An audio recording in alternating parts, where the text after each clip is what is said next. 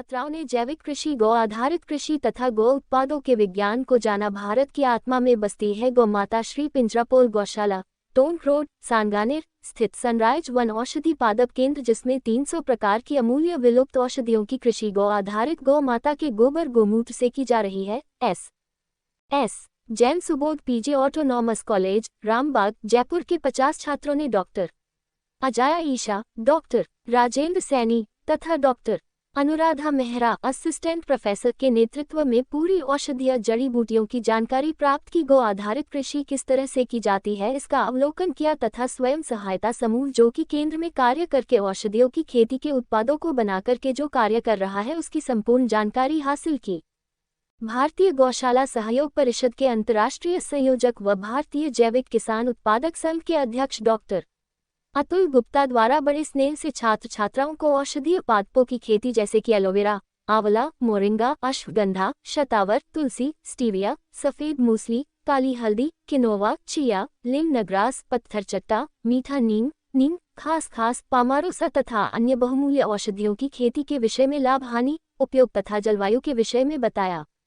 उन्होंने बताया कि गौ माता के गोबर में 300 प्रकार का बैक्टीरिया पाए जाते हैं जो कि पर्यावरण की सुरक्षा करने में अत्यंत महत्वपूर्ण है, और छात्रों को पीएचडी करने के विषय में नए विषय प्रस्तुत किया तथा साथ में महर्षि आचार्य चरक द्वारा चरक संहिता में औषधियों का प्रयोग और औषधियों को किस प्रकार से पहचाना गया उस विषय पर भी प्रकाश में डाला। साथ में डॉक्टर अतुल गुप्ता जी ने कहा कि अखंड भारत को विश्व गुरु बनाने के लिए गौ माता को राष्ट्र माता बनाने का कार्य अति शीघ्र करना होगा। इसमें युवाओं की भूमिका अत्यंत महत्वपूर्ण है। सांगानेर से ओपी शर्मा की रिपोर्ट।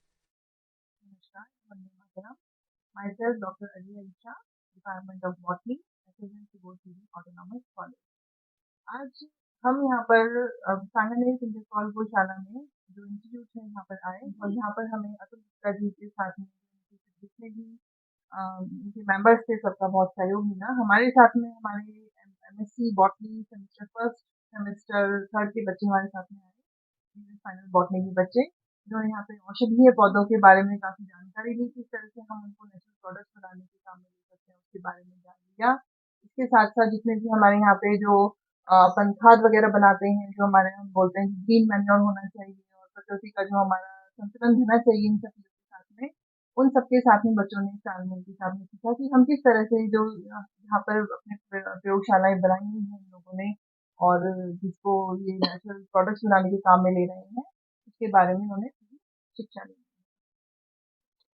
वंदे गौ मातरम। मैं डॉक्टर अतुल गुप्ता, अखिल भारतीय गौशाला सहयोग परिषद अंतर्राष्ट्रीय संयोजक।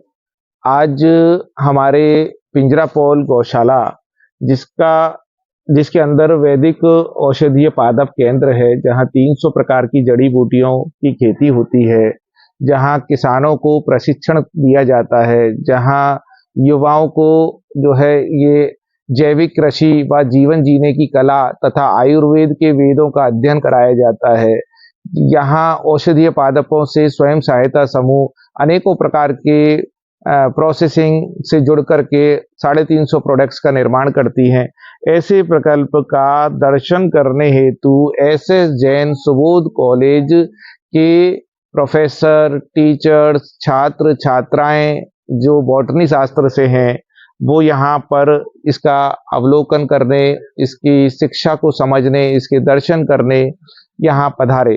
यहाँ 300 प्रकार की औषधियों के उन्होंने दर्शन किए तथा 30 टन गाय का गोबर प्रतिदिन किस प्रकार से प्रोसेसिंग करके उसकी प्राकृतिक खाद बनाई जाती है उसको देखा, और हम सब ने इनके आज के दिवस का आनंद लिया और इन सब ने ये ज्ञान हासिल किया। हमें बहुत खुशी हुई और हम चाहते हैं कि ये आगे बढ़ें और प्रगति करें।